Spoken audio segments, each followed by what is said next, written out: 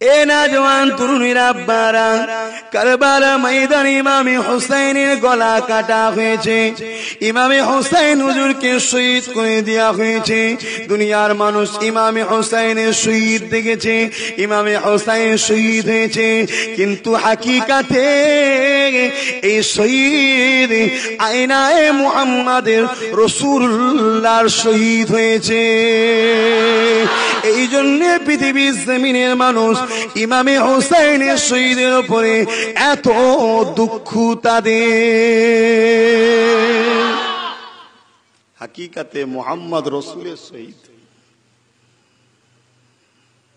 এ নওজওয়ানেরা, এ নবী পাকের উম্মতেরা, আল্লাহ নবী নূর নবী দা নবী রাহমাতুল লিল আলামিন নবী আমার একদিন নবাবির মধ্যে বসে আছে, হুজরা শরীফের মধ্যে বসে আছে। এমন সময় দরজা একটা আঘাত দেয়া হলো। দরজা বাইরে থেকে আওয়াজ আসছে। কে বাইরে? তো জিজ্ঞাসা করা হয়। ওই সময় বাইরে থেকে বলতে লেগেছে, আমি হলাম হযরতে মিকাইল আলাইহিমুস সালাম। আল্লাহ নবীর দরবারে আসলেন, ইজাজত পেলে তসলিম নিয়ে এলেন, নবী পাককে সালাম দিলে, দিয়ে আল্লাহ নবীর হাতে একটা শিশিতে কিছু মাটি দিলে, দিয়ে বলতে লাগলেন, ইয়া রাসূলুল্লাহ হাবিবাল্লাহ, এই যে মাটিটা দেখছেন, এই মাটিটা যেদিন খুনেতে পরিণত হবে, ওই দিনেতে আপনার প্রিয় হুসাইন কারবালার ময়দানে শহীদ হয়ে যাবে। আল্লাহ নবী নূর নবী দা নবী এই কথাটা শোনার সাথে সাথে আল্লাহ নবীর চেহারা মুবারকটা লাল হয়ে গেল। চোখ দিয়ে পানির টুপা গড়িয়ে গড়িয়ে দাড়িতে ছড়িয়ে ছড়িয়ে পিরানে পড়তে লাগলো। এ হযরতে মিকাইল, এখান থেকে যান, আমি রাসূলুল্লাহকে একটু একা হতে দেন। আল্লাহ নবী একা একা বসে বসে কাঁদে। এ নওজওয়ানেরা, এমন সময় দরজা আঘাত এসে যায়। কে? নানা যান, আমি হুসাইন। আল্লাহ নবী দরজা খানা খুলে দিলেন, হুসাইনকে কোলে নিয়ে আল্লাহ নবী চুমা দেয় আর কাঁদে। এত কাঁদেন আল্লাহ নবীর চোখের পানিতে ইমামে হুসাইনের পুরো শরীরটা লেগে যায়। এত মহব্বত। মদিনার নবাবিতে আস্তে আস্তে হাজির সাহাবারা দাঁড়িয়ে বসে আছে। রাসূলকে দেখে উঠে দাঁড়ালেন। নবী অঝোর নয়নে কাঁদছেন, সেই চোখের পানি হুসাইনের শরীর হয়ে যাচ্ছে। হুজুর, আপনি বাচ্চাদেরকে ভালোবাসেন, আপনি সবাইকেই ভালোবাসেন, কাফেরদেরও ভালোবাসেন, রাহমাতুল লিল আলামিন। এটা রাসূলের জন্য খাস, তিনি স্পেশাল, তিনার রহমত কোনো সীমা নাই। তাই তিনি সবাইকে ভালোবাসেন, বাচ্চাদেরকে বেশি ভালোবাসেন। ইয়া রাসূলুল্লাহ হাবিবাল্লাহ ইমামে হাসান হুসাইন को मोहब्बत করেন। আজকে হুসাইনকে এত ভালোবাসছেন কেন? আজকে এত কাঁদছেন কেন? আল্লাহ নবী সময় বলেছে, বাবা সাহাবারা শোনো, এ বাবা সাহাবারা, আমার ইমামে হুসাইনকে কারবালা ময়দানেতে এত কষ্ট দিয়ে এত অত্যাচার করে আমার হুসাইনকে শহীদ করবে। ইয়া রাসূলুল্লাহ হাবিবাল্লাহ, কারা শহীদ করবে? বাবা সাহাবারা, আমার উম্মত দাবিদারদের মধ্যে থেকে একদল লোকেরা যারা আমি নবীকে নবী বলবে, আল্লাহকে আল্লাহ বলবে, আমার লা ইলাহা ইল্লাল্লাহ মুহাম্মাদুর রাসূলুল্লাহ কালেমাও পড়বে, নামাজও পড়বে, তাসবিহও পড়বে, আল্লাহকে আল্লাহ বলে মানবে, আমি রাসূল আমাকে নবী বলে মানবে। এই রকম উম্মত উম্মতিদের মধ্যে থেকে একদল উম্মত উম্মতিরা আমার হুসাইনকে কারবালার জমিনে বড় কষ্ট দিয়ে মারবে। এ বাবা সাহাবারা, আমি রাসূলুল্লাহ আমার হুসাইনের শরীরে চুমা দিলাম, যে যে জায়গায় চুমা দিলাম ওই চুমাগুলো কারবালার ময়দানে আমার হুসাইনের জন্য আল্লাহ পাক ঢাল স্বরূপ বানিয়ে দেবে।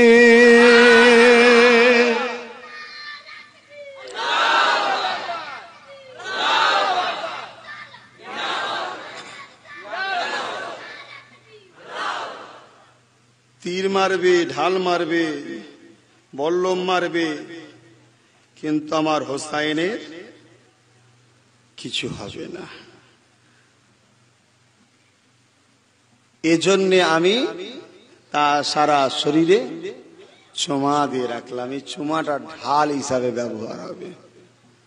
বাবা সাহাবারা, আমি হোসাইনের একটা জায়গায় কিন্তু চুমা দিইনি, কেন আমার হোসাইন ওই জায়গা থেকেই শহীদ হবে। সেকেন্ডটা চুমা দিলেই তো কাজ মিটিয়ে যেত, ঠিক না বেটি? ওই জায়গাটাই চুমা দিলেই তো কাজ মিটিয়ে যেত, সারা পৃথিবীর শক্তি আর কিছু করতে পারতো? রসুল জেনে বুঝেই একটা জায়গায় কিন্তু চুমা দেয় না। নবী তো নিজেই চাইছে হোসাইন শহীদ হোক। কি বুঝছেন? হোসাইন শহীদ হবে, আয়নায় রসুল শহীদ হবে। হোসাইনের শহীদটাই হাকিকাতে আমি মোহাম্মদের শহীদ হবে, তো রসুল নিজে শহীদ হচ্ছে। এক কথা কিছু বুঝছেন? তাই ওটাকে রসুল চুমা দিল না, ও জায়গাটাই রসুল বাদ রাখলো। বাবা সাহাবারা, আমার এই হোসাইন এমন নিয়ামত আল্লাহ করেছে, জান্নাতি যুবকদের সর্দার হবে। জোরে বলুন সুবহানাল্লাহ। আমার হুসাইনকে আল্লাহ এত ভালোবাসে। এ বাবা সাহাবারা, একদিন হযরতে জিবরিল ফেরেশতা দাইয়া কলবি সাহাবী সুরাত ধরে আমার দরবারে এসেছিল। আমার হাসান হোসাইন বুঝতে পারেনি। দাইয়া কলবি সাহাবী মনে করে তার কোলে গিয়ে বসেছে। দাইয়া কলবি খাবার নিয়ে আসতো। হাসান হোসাইন খাবারের জন্য এদিক ওদিক করছে। জিবরাইল আরজু করলেন, হুজুর কিছু কি খুঁজছে? আমি জিবরাইলকে বলেছিলাম, এ জিবরাইল, তুমি যে সুরাতটা ধরেছিল আমার সাহাবী দাইয়া কলবির, আমার সাহাবী ইমামে হাসান হোসাইনের জন্য যখনই দরবারে আসতো কিছু নজরানা নিয়ে আসতো খুশি করার জন্য। জোরে বলুন সুবহানাল্লাহ। নজরানা দেওয়াটা কি ভাই? কথা বুঝে আসছে? জিবরিলও দিচ্ছে, দেখেন না। আল্লাহ পাক কোরআন পাকের মধ্যে জানিয়ে দিলেন, এ বিশ্বের মানুষে আসলে রেখে দাও, তোমরা যদি আমাকে রাজি করতে চাও, তোমরা যদি আমাকে পেতে চাও, তোমরা যদি আমাকে খুশি করতে চাও, তোমরা যদি আমাকে ভালোবাসতে চাও, আমি আল্লাহ পাক জানিয়ে দিই, তাহলে প্রথমে আমার রাসূলকে খুশি করতে হবে, আমার রাসূলকে রাজি করতে হবে, আমার রাসূলকে পেতে হবে। আমার রাসূলকে যারা রাজি করবে, আমার রাসূলকে যারা ভালোবাসবে, আমার রাসূলকে যারা প্যার করবে, আমি আল্লাহ পাক আমাকে তাদের মুহাব্বত করা হয়ে যাবে। কেননা আমার নবীকে যারা মুহাব্বত করবে, আমার নবীকে যারা প্যার করবে, আমার রাসূলকে যারা ভালোবাসবে, আমার নবী পাক তাদেরকে আমি আল্লাহ আমাকে প্রেম করাটা শিখিয়ে দেবে। আল্লাহ নবী জানিয়ে দিলেন, এ বাবা সাহাবা শুনে রেখে দাও, আল্লাহ জানিয়ে দিয়েছে, আল্লাহ পেতে গেলে আমি নবীকে মুহাব্বত করতে হবে। আজকে আমি আব্দুল্লাহ বেটা মুহাম্মদ জানিয়ে দিচ্ছি, দুনিয়ার জমিনে আমার উম্মত উম্মতিদেরকে জানিয়ে দেবে, আমি রাসূলুল্লাহকে যারা মুহাব্বত করতে চায়, আমি নবী পাককে যারা পেতে চায়, তারা যেন ইমামে হাসান হোসেনকে মুহাব্বত করে, নচেত পাবে না। আমায় আজকে সেই হোসাইনের আলোচনা শুনতে আপনাদের অসুবিধা হচ্ছে? হে সুন্নি মানুষেরা, হে আল্লাহর বান্দা বান্দিরা, হে নবীর উম্মতেরা, জ্ঞান বিবেক বুদ্ধি তো আল্লাহ দিয়েছে, চতুষ্পদ জন্তু কুকুর ছাগল করে তো আল্লাহ পাঠায়নি, মানুষ করে তো পাঠিয়েছে। চোখও দিয়েছে, জ্ঞানও দিয়েছে, বিবেকও দিয়েছে। বুদ্ধি খাটাও, একটু চারিদিকে দেখো, এই মুহররম মাসেতে সুন্নিরা ছাড়া অন্য কাউরা মুহররম বানায় না, মিলাদুন নবীও করে না, ইমামে হোসেনের আলোচনাও করে না। তাহলে তোমরা বুঝে নাও ওদের অন্তরে হোসেন নেই, তাই হোসেনের আলোচনা ওদের কাছে নেই। ওদের অন্তরে নবী নেই, তাই নবীর জিকির ওদের কাছে নেই। এই কথা বুঝছেন না? বোঝেন? এগুলোর জন্য খাতা কলম নিয়ে মাদ্রাসায় যেতে হয়? এই বিবেকটুকু নাই, তাহলে মানুষের পেটে জানোয়ার পয়দা হয়েছে নাকি এরা?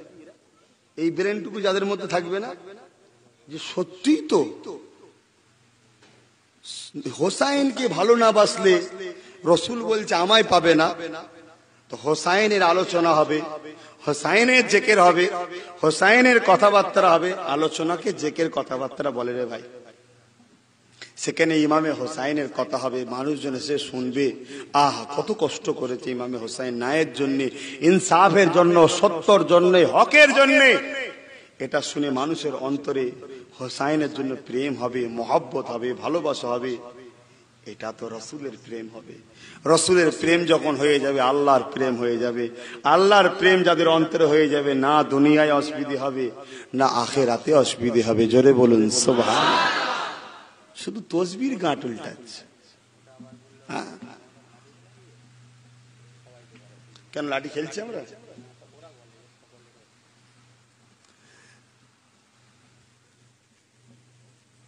যখন কোনো জিনিস কাউকে ভালো না লাগে তখন সে অনেক বাহানা দেখায়। কথা বুঝে আসছে? যখন কোনো জিনিস কাউকে ভালো না লাগে তাদের অনেক কিছু খারাপ লাগে, অনেক কিছু খবিয়াত দেখায়। যতক্ষণ সংসারে স্বামী স্ত্রীতে মিল মহব্বত থাকে, দুনিয়ার মানুষ কিছু শুনতে পায় না, স্বামীর বিষয়ে শোনে না স্ত্রীর বিষয়ে শোনে। জিজ্ঞেস করলে কি রে তোর স্বামী কেমন? বলছে খুব ভালো। এই তোর স্ত্রী কেমন? খুব ভালো। আর তারপর দিনই একটুখানি ঝগড়া হোক, সেই 4 বছর আগেকার লাইফ হিস্ট্রি সব বলবে। এমনও বলবে ও জুতো পর্যন্ত ঠিক করে পড়তে পারেনি, ওই খোঁজটাকেও সমাজে বলবে। ঠিক না বেঠিক? কারণ আর দেখতে পাচ্ছি না তাকে, তাই বলছি। ইমামে হোসাইনের যখন মহব্বত অন্তরে থাকবে না, তখন লাঠি খেলা এটা সেটাকে অনেক কিছু দেখাবে। আজকে আমরা লাঠি খেলছি এখানে, কেউ যদি লাঠি খেলে তার জন্য সে দোষী, সে দোষী, সে ভুল করছে। কেন হাই হোসেন হাই হাসান করে বুকে চেপড়েছিল? এটা এজিদ, এজিদ চাপড়েছিল। এজিদের ওপর যেন খোদার মাস শুরু হলো। এজিদ বিমারের চোটে যন্ত্রণায় ছটফট করছে, ঘরের মধ্যে শুধু চিল্লাচ্ছে হাই হোসেন হাই হোসেন। কি ভুল কাজ করলাম, কি ভুল কাজ করলাম বলে বুকে চাপড়েছিল। সেই এজিদের দলের লোকেরা আজও এজিদকে মুক্তি দিবার জন্য তাদের ধারণা যে আমরাও হাই হোসেন করে এই বুকে চাপড়ালে হয়তো এজিদ রেহাই পাবে। এজন্য করে এরা হোসাইনের পক্ষে নয়। কাওয়ালি, ঢোল, তবলা, গান বাজনা এটা হোসাইনের আদর্শ ছিল না, এটা এজিদের আদর্শ ছিল। হোসাইনের মহব্বতের যারা হবে তারা মুহররমের দিন রোজা রাখবে। হোসাইনের আদর্শে যারা হবে মুহররমের দিনে এতিম অনাথ অসহায়দের পরনার কাপড় দেবে, খানা খাওয়াবে, খিচুড়ি করে খাওয়াবে। হোসাইনের যারা আদর্শে হবে তারা বসে বসে হোসাইনের আলোচনা শুনবে। এটা হোসাইনের পক্ষের লোক। এই কথা বুঝছেন? এক বাদশা বার করেছিল এই লাঠি খেলাটাকে, এক বাদশা। তার উদ্দেশ্য ছিল আলাদা, এখন হয়ে গেছে আলাদা। যা মুসলমানকে কি করছো ওটা বলছি না, কিন্তু আমরা যেটা করছি অবশ্যই কোরআন সুন্নাহ ইজমাকে শুনে যাই করছি।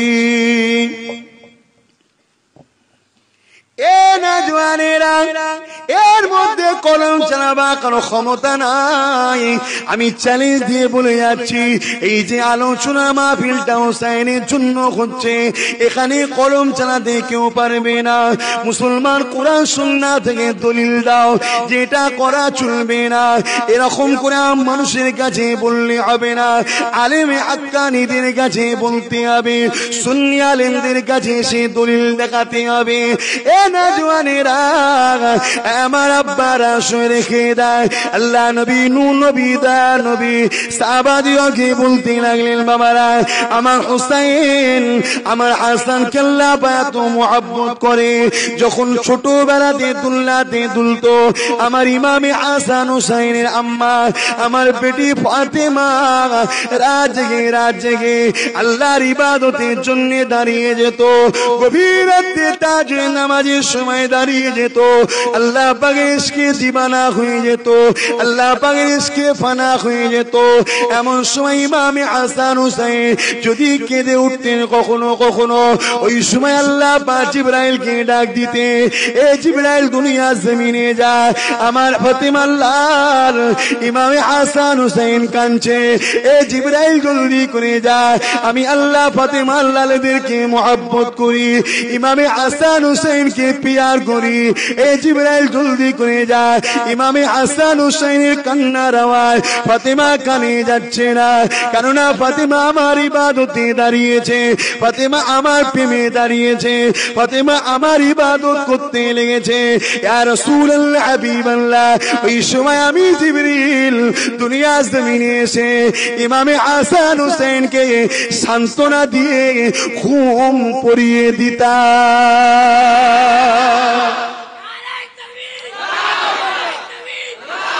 কথা বুঝতে পারছেন? কতটা মহব্বত করেছে, কতটা পিয়ার করেছে, কতটা ভালোবেসেছে আল্লাহ। যাকে আল্লাহ ভালোবেসেছে তার কথাটা শুনে আপনাদের মনটা খুশি হচ্ছে না? আল্লাহর ভালোবাসার বান্দাদের উপরে আপনাদের কি প্রেম জমছে না? এটাই তো ঈমান, এটাই তো ঈমান। প্রেমে নাজাত, আমলে নাজাত নয়, প্রেমে নাজাত। রোজা আছে, তসবিহ আছে, হজ আছে, দাড়ি আছে, টুপি আছে, যাকাত আছে, সব রয়েছে, প্রেম নেই আহলে রসুলদের উপরে। নবী তো দূরে রাখলাম, নবীকে ওপর তবকায় রেখে দিলাম, তিনার ইজ্জত তো অনেক ওপরে।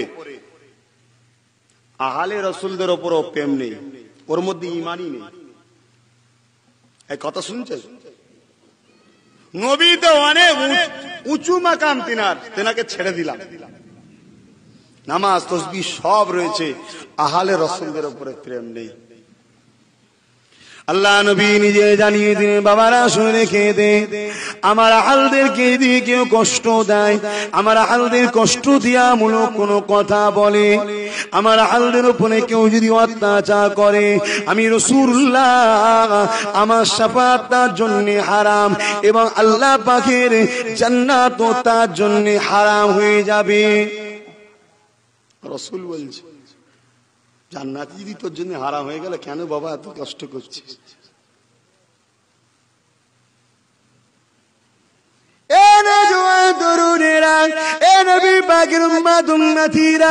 শরীয়তটাকে বোঝার চেষ্টা করেন। ঈমানদারদের জন্য নামাজ, ঈমানদারদের জন্য রোজা, ঈমানদারদের জন্য টুপি, ঈমানদারদের জন্য দাড়ি, ঈমানদাররা মসজিদে যাবে, ঈমানদাররা হজ করবে, ঈমানদারদের জন্য গুনাহ। আপনি ঈমানদার না ঈমানদার নয়, একটু আপনি নিজেকে প্রশ্ন করে, যদি ঈমানদার হন নামাজ পড়তে যান, নামাজের অবশ্যই ফল পাবে। যদি ঈমানদার আর রোজা রাখেন, অবশ্যই আপনি ফল পাবে। ঈমানদার যদি হন দাড়ি রাখেন, অবশ্যই সুন্নতের সওয়াব পাবে। ঈমানদার যদি হন দান করেন, অবশ্যই দানের ফল পাবে। এ মুসলমানের ছেলেমেয়েরা, ঈমান যদি না থাকে, এগুলো করাটা বৃথা হবে। তাহলে আপনি আগে ঈমান নিয়ে আসেন, তারপরে নামাজ রোজা শুরু করে। আপনি আপনার অন্তরকে প্রশ্ন করে, আয়নার সামনে নিজেকে প্রশ্ন করে, এ আল্লাহ পাকের বান্দা, তুই কি ঈমানদার? নিজেকে নিজে প্রশ্ন করে, ঈমানটা কি? আল্লাহ নবী নবী জানিয়ে দিলে, বাবা সাহাবা শুনে খেয়ে দাও, আমি রাসূলুল্লাহকে যে মহব্বত করবে তার মধ্যে ঈমান আছে, যার মধ্যে মহব্বত নেই তার মধ্যে ঈমান নেই। আল্লাহ নবী বুখারী হাদিসে জানাচ্ছে, হযরতে আনাস থেকে রায়াত, আল্লাহ নবী জানিয়ে দিলেন, এ রাব্বি আল্লাহ পাক, আমি মদিনাকে ভালোবাসি, মক্কায় আমার আগমন হয়েছে, মক্কায় আমার পয়দাইশ হয়েছে, কিন্তু আমি রাসূলুল্লাহ মদিনাকে বেশি ভালোবাসি।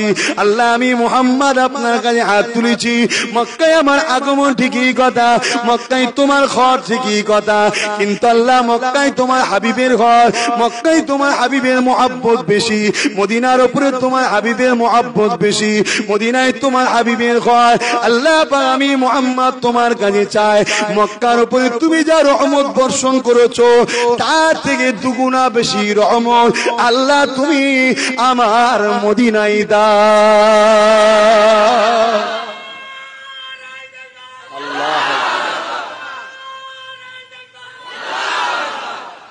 কথা কিছু বুঝছে?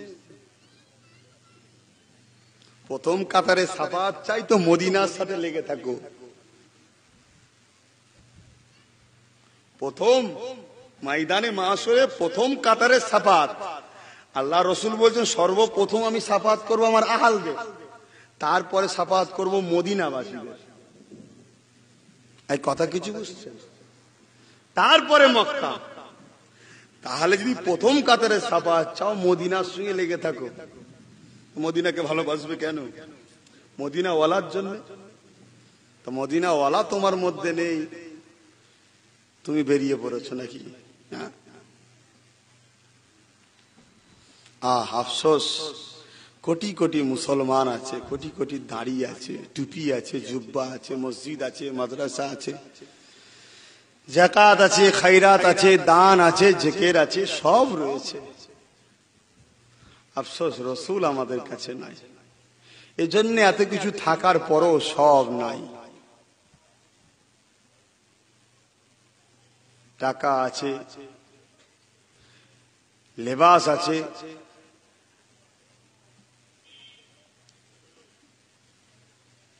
এটিএম কার্ড আছে, মোবাইল আছে, খাদ্য খাবার সামান সব রয়েছে, বড় অফিসার টফিসার সব ঠিক আছে, কিন্তু আপনার পাসপোর্ট নাই, আপনার এদেশের নাগরিকত্ব নাই,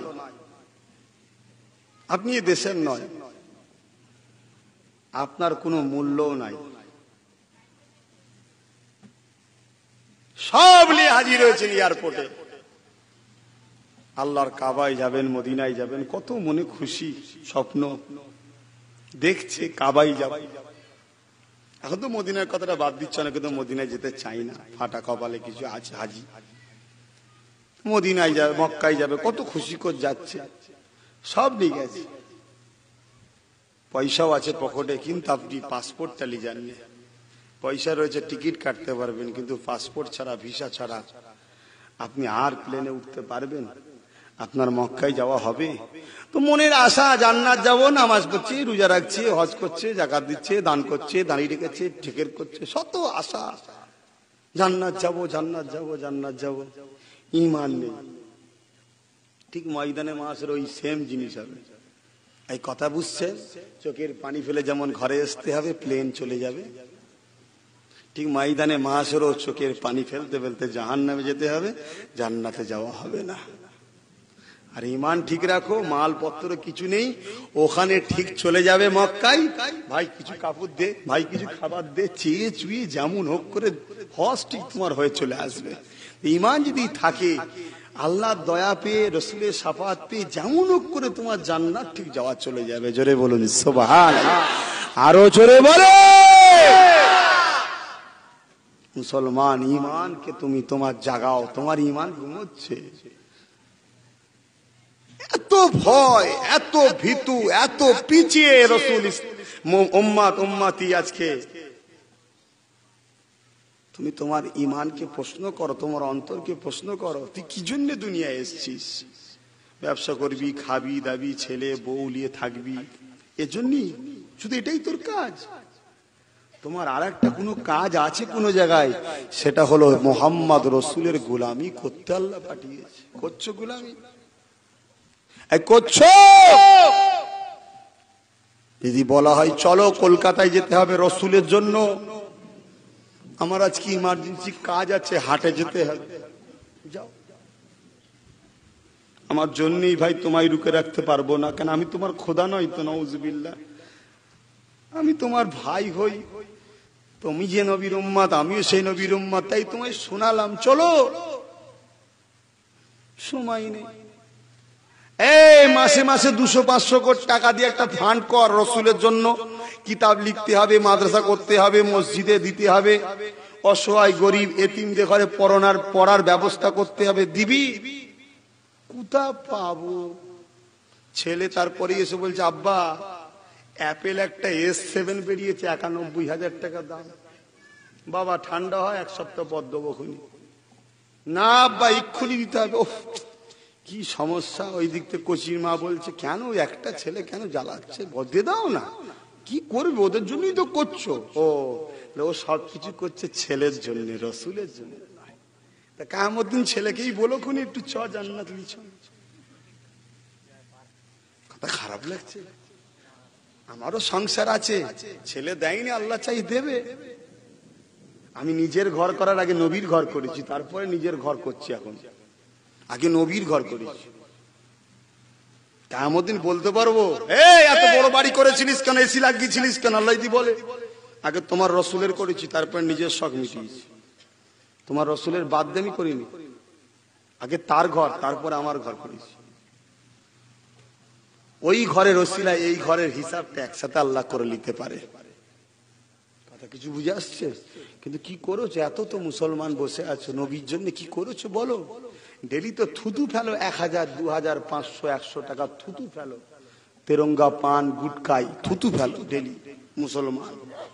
আর এবছরের অবস্থা খারাপ, ব্যবসা লাগে ভালো না। সোনা পাটিওয়ালা, কাপড়ওয়ালা সবাই এক ওলার খারাপ হওয়া মানে সব ওলার খারাপ হবে। মন খুব খারাপ, দিনকাল খারাপ। কাজ ও এখন মনে পড়েছে খারাপ হচ্ছে না, কিন্তু যাদেরকে আল্লাহ দিবা ঠিক দিচ্ছে, ঠিক তাকে দিয়ে যাচ্ছে। সবার খারাপ, তার কিন্তু সেই ভাঙা বাজারই ঠিক চলে যাচ্ছে। কেন? সে দিয়ে রেখেছে কোরআনের রাস্তায়, রসুলের রাস্তায়, আল্লাহর রাস্তায় দিয়ে রেখেছে। তার দুনিয়াতেও আল্লাহ কোনোদিন আটকাবে না, ঠিক চালিয়ে দেবে।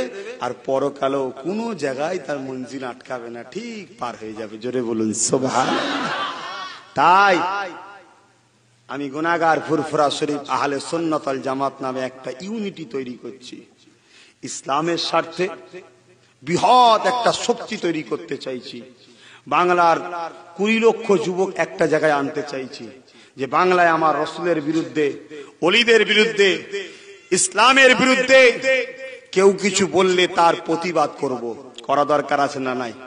গণতান্ত্রিক দেশ, হাত দিয়ে প্রতিবাদের দরকার নাই, মুখ দিয়ে আর কলম দিয়ে প্রতিবাদ করব। কিতাব লিখে ওটা ভুল, তার প্রমাণ করে দেব। যাদের কপাল বড় ঈমানওয়ালা, ভুল বুঝেছিল সেগুলো শুধরে আসবে। আর যারা একেবারে খাতামাল্লাহু আলা কুলুবিহিম, যার অন্তরে আল্লাহ মোহর মেরে দিয়েছে, সে তো হিদায়েত হবার নাই। তাহলে আবু জেহেল হিদায়েত হয়ে যেত। কেন? ও তো জাহান্নাম ওর জন্য লিখা আছে। আবু লাহাব জাহান্নাম সার্টিফিকেট দুনিয়া থেকে পেয়েছে। এগুলো শুধরাবার নয়। কিন্তু অনেক সাধারণ ছেলে যারা ভুল বুঝে তাবলিগ জামাত ছয় উসুলের করে ফেলছে। কি বলে? জামাত ইসলাম করছে, আহলে হাদিস করছে, ওয়াহাবি করছে। এভাবে যে বাতিল ফেরকাগুলোর মধ্যে সব ঢুকে পড়ছে ভুল বুঝে। এই ছেলেগুলো জানে না, কেন দাড়ি রয়েছে, তাদের মাথায় টুপি রয়েছে, পরনে জুব্বা আছে, মসজিদে এসে তালিম দিবার নাম করে বসিয়ে 10টা দোয়া শিখাচ্ছে। টুক করে একটা ইমান কাটার কথা বলছে, কি কবর জিয়ারত করা শিরক। রাসূলুল্লাহ কবর জিয়ারত করেছে, রাসূল কি মুশরিক? এক কথা বুঝে আসছে? উনি টুক করে একটা দিল। এ সাধারণ ছেলে বুঝতে পারছে না। তাহলে এই ছেলেগুলোকে বাঁচাবার জন্য বিভিন্ন জায়গায় বড় বড় কনফারেন্স করতে হবে, হাক্কানি উলামাদের ঘরে নিয়ে আসতে হবে, কিতাবের চ্যালেঞ্জে তোরা বক্তব্য রাখবে এবং কিতাব লিখে এদের হাতে হাতে পৌঁছাতে হবে। এরা পড়ুক, আরবি না পড়তে পারে, তোরা বাংলা লিখে আছে, বাংলাটা পড়ুক, পরে এরা নিজেরা চ্যালেঞ্জ শুরু করুক। যে হক হবে, যা দলিল হবে, সে কোনোদিন চ্যালেঞ্জের মোকাবেলায় পিছাবে না। আজকে হঠাৎ করে আমি যদি বলি তুমি মেয়ে ছেলে, তুমি যদি মেয়ে না হও চ্যালেঞ্জ অ্যাকসেপ্ট করবে, ঠিক না বেটি? আর তুমি যদি সত্যি মেয়ে হও, ছেলে সেজে ঘুরে বেড়াচ্ছ, তাহলে তুমি বলবে সব কথা বাদ দিয়ে দিন, সব ছেড়ে দিন। এই কথা বুঝছেন না? বুঝেন না? আর আমি যদি বলি তুমি ছেলে আর মেয়ে সেজে ঘুরে বেড়াচ্ছ, তুমি যদি হাকিকাতে ছেলে হও, তাহলে চ্যালেঞ্জে আসবে না। আর যদি হাকিকাতে মেয়ে হও অবশ্যই চ্যালেঞ্জে তুমি আসবে। তা আমি বলছি এতদিন ধরে এই সব ফেরকাগুলো এগুলো আহলে সুন্নাত ওয়াল জামাতের বাইরে বাতিল ফেরকা, বাতিল ফেরকা। তারপরও চ্যালেঞ্জ এরা নিতে চাইছে না কেন? এরা বাতিল বলেই। কিন্তু তাও আরো কিছু যুব সমাজ তাদের পাল্লাই পড়ে এখনো অন্ধকারের মধ্যে আছে। তাই বারবার বোঝাচ্ছি যে তোমরা বোঝো, মিলাদুন নবী নাই, হোসাইনের আলোচনার মাহফিল নাই, জিকির নাই, এগুলো তাদের মধ্যে নাই। এগুলোতে প্রেম পয়দা হয়। মিলাদুন নবী তারা বানায় যারা রসুলকে প্রেম করে, তাই নবীর খুশি বানায়। হ্যাঁ, শরিয়াত বিরোধী ভাবে আবার বানানো যাবে না, শরিয়াতের মধ্যে থেকেই বানাতে হবে। পড়ছে? হ্যাঁ, এবারে তাহলে আপনারা যাবেন, তাই তো? হ্যাঁ, কেউ থাকবেন?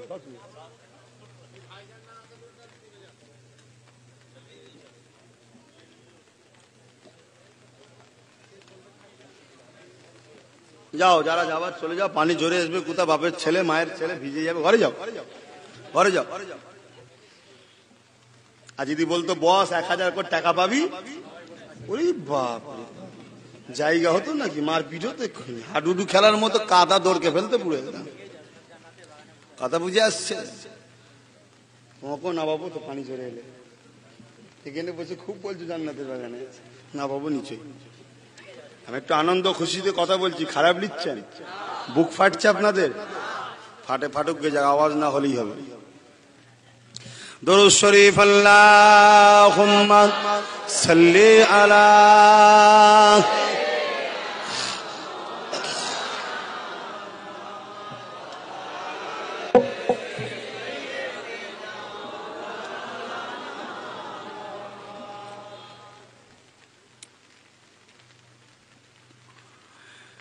বারে বারে ভাবি একা বসে নিরালাই রে,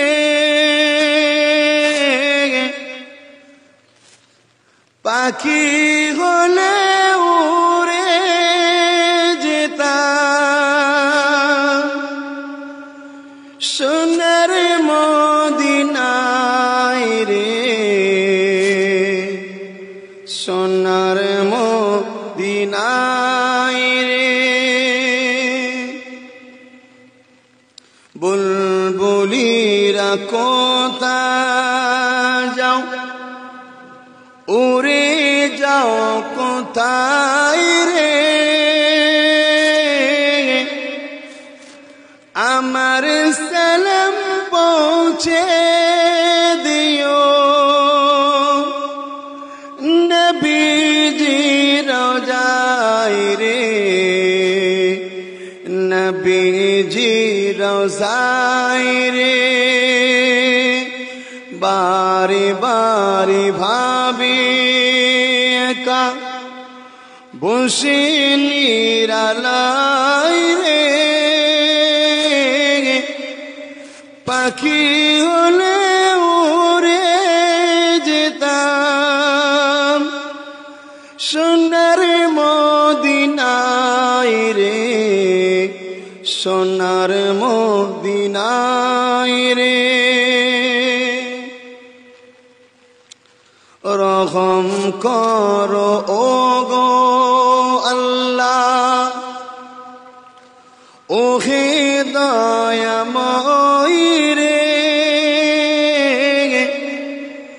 পাই যেন নবীর শাফাত, নবী মুস্তাফায় রে, নবী মুস্তাফায় রে।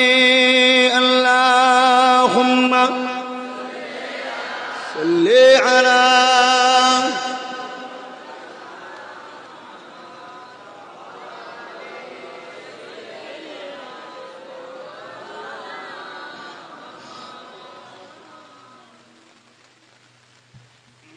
ভাইরা আমার। কি করব? পানি হচ্ছে তো হোক, কি করে, কি হবে তো সেটা বলো, যে আলোচনা করে বলো, আলোচনা করে। খেল তামাশা বানাওনি মাহফিল গুলোকে। ওই যেমন তখন আকরাম কত শান্ত হয়ে বসে আছে, পানি প্রচুর লড়েও না, একটু চুপ করে বসে আছে। আল্লাহ আল্লাহ পাক আমাদের সকলকে জান্নাতি করুক, বলুন আমিন। বাতিল ফেরকার মধ্যে যারা চলে গেছে তাদেরকে আল্লাহ হিদায়াত করে জান্নাতি করুক, বলুন আমিন। মুসলমান, আজকে সারা পৃথিবীতে কালো ছায়া আমাদেরকে ঘিরে ফেলছে। এক ইসলামকে মিটাবার জন্য আর এক ইসলামের অনুসারীদের মিটাবার জন্য, এই দুই শক্তির মোকাবিলা করার জন্য আমাদেরকে একতা হওয়া দরকার আছে না নাই? চিৎকার দিয়ে বলেন আছে না নাই? তাই প্রত্যেককে অনুরোধ করব, ফুরফুরা শরীফ আহলে সুন্নাত ওয়াল জামাতের মেম্বার হন এবং আপনাদের যাকাতের অর্থ সর্বপ্রথম